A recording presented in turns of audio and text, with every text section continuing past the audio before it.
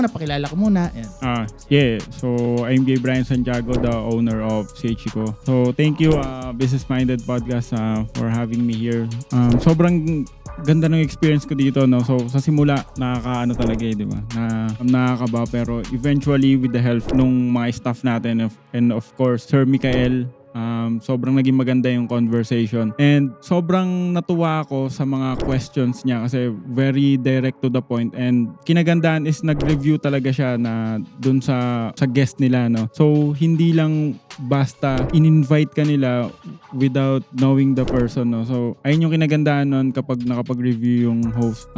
Right questions yung ma-ask talaga. Yeah, so sa mga business owners din dyan, pwede kayong mag-guest dito.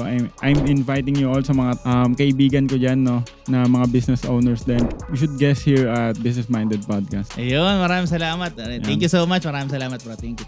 Thank you. Ayun. Thank you.